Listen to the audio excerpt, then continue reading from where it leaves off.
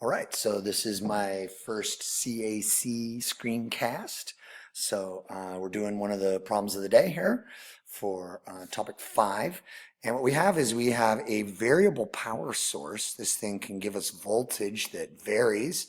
And then we have two components in series. We have a resistor and we have a light bulb that are in series with this power source that can be varied.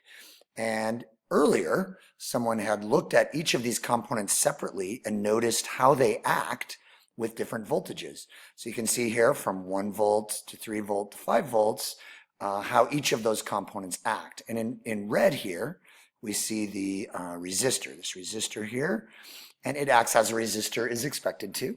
As you increase the voltage, the current going through it goes up in a very regular way. So that's the red line there. And in fact, if we want to know the resistance of that resistor, we could pick a point, say pick this point right here. And we see that at 3 volts, we were getting 0.3 amps. And so we could take 3 divided by 0.3, and we see that the resistance is 10. If we go up here, we have 5 divided by 0.5, and sure enough, the resistance of the resistor is constant with a value of 10 ohms. Now, the slope of this line is constant. That lets you know that that's true, but please don't use the slope for calculating that resistance. Actually use the values of voltage divided by current. So the light bulb is a little more complicated. The light bulb does not act like a constant resistor, and you can see that as you increase the voltage, the current does go up as expected, but it doesn't go up in a regular way, so that the resistance is actually constantly changing as you add more voltage.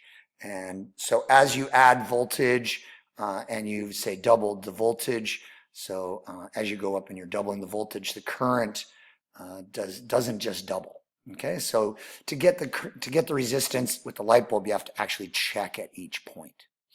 Okay, and let's get going on the problem. So it's saying that we've put these in series and we have a current of 0.2 amps. Since they're in series, we know that the current going through each of them is 0.2. So we can come over here to the current, go to the 0.2. We can come over and see that at 0.2 amps, that means that the light bulb must have had 1 volt on it. Okay, moving along, 0.2 amps since it's in series is also for the resistor. So clearly, we have to use the 0.2 amps. It has 2 volts, so we can see that we get a drop here on the light bulb, right, of 1 volt. And then we come along and with the resistor, we get a volt drop of 2 volts. Okay, so 1 drop here and 2 volts there, so that the total volts of the variable resistor had to be 3. Because the current is 0.2, but the volts on each one is different. Now, in order to get the resistance, we can think this through with each point. So if we knew it was 0.2 and 2, obviously the resistor itself still has 10 ohms. For this one, we're going to use 1 volt divided by 0.2. And so we know that the resistance is 5 ohms for the light bulb, which makes sense. That's why the voltage drop on it is less, only 1 volt here and 2 volts there, since the resistances are different. And that's number 1. For number 2, we're adjusting the power supply till it's at 7 volts and then asking what the current is. Well, it's 7 volts up, which means we need to drop 7 volts total, but these are in series, so one of them might drop different, right? This isn't necessarily a 3.5 and then the other one's a 3.5. It could be dropping 5 and then 2, or it could be dropping 3 and then 4. But we know that the total drop of voltage across these two components has to be 7. Since we went up 7, we're going to need to go down 7. So over here in the graph, what we want to do is we want to look for a current. Now the current has to be the same through both of them. So we're looking for a current such that the sum of the 2 volts adds up to 7. So if we looked here at 0.2, it wouldn't work because we have 1, this is 2, so 1 plus 2 is 3. That doesn't work. So we're looking where it adds up to 7. So we're gonna need numbers up here in the 3s and 4s.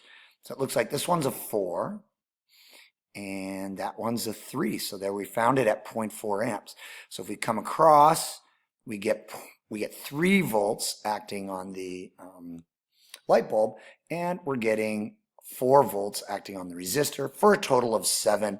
So we now know that this has to be 0.4 amps. It's going through this circuit when the total volts is 7.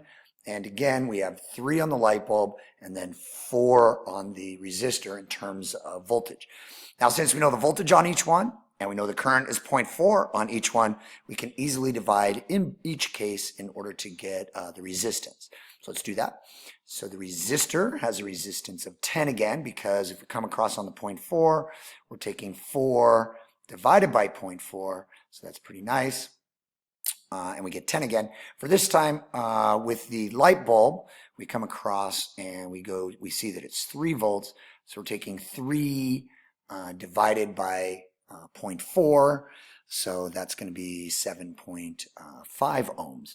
And those are the resistances. This is in series, so we know that the currents had to be the same when we're reading off the graph. I'll do another video for the one when it's in parallel. Make sure you look at both of those. So there we are.